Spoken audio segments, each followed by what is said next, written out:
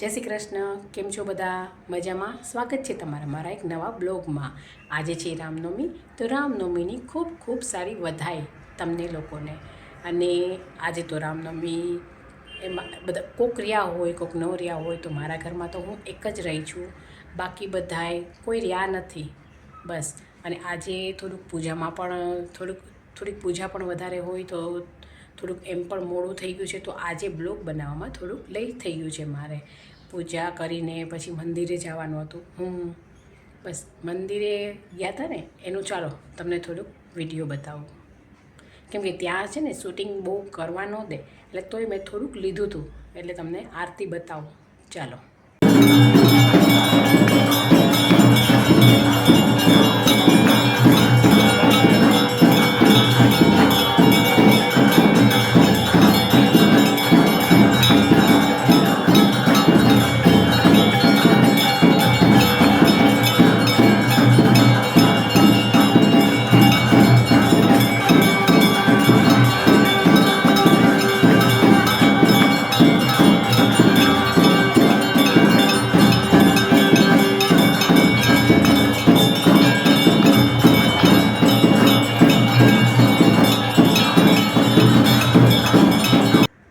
જો આ હતી રામ ભગવાનની આરતી મંદિરનું જે મેં થોડુંક શૂટિંગ કર્યું હતું, થોડું કર્યું હતું, તો થોડુંક તમને મેં આરતી બતાવી.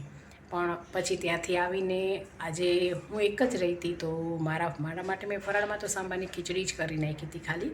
પછી હું સાઈડમાં વેફર હોય, ફરાળી ચેવડો હોય, એ બધું હતું, એટલે બસ ખાલી સાંભારની ખીચડી જ બનાવી હતી મેં. અને આ લોકો પણ આજે રવિવાર હોય એટલે થોડાક લેટ ઉઠે, તો એ લોકોને પણ ખાવાની એટલી બધી ઈચ્છા નહોતી, એટલે મેં બધાને પૂછ્યું શું બનાવવું છે આજે, તો બધા કે ખાલી દાળ ભાત બનાવી દો. એટલે બસ ખાલી મેં આજે જમવામાં દાળ ભાત જ બનાવ્યા હતા. અને થોડુંક મારે દળવાનું કામ બાકી હતું, થોડુંક બધું દળવું હતું મારે, જેમ કે વરિયાળી છે, તીખાની ભૂક્કી છે, આખું જીરું છે, સાકર છે, એ બધું દળવું હતું. તો બસ થોડું દળતી હતી, અને એ બધું પણ મારે દળાઈ ગયું છે. આ જુઓ, બધું થોડું દળવાનું બાકી હતું ને, બધું ખલાસ થઈ ગયું હતું, તો થોડું બધું મેં દળીને રાખી દીધું છે. બસ બધું કામ હવે પૂરું થઈ ગયું છે, તો હવે હું પણ થોડીક વાર આરામ કરીશ. ચાલો, તો હવે અત્યારે વાગે છે 6, અને બસ જો અમે લોકો સૂઈને ઉઠી ગયા, અને બસ થોડુંક બધું આમ તેમ કામ કરવાનું બાકી હતું સાંજનું બધું, તો એ બધું પતાવીશ હવે હું.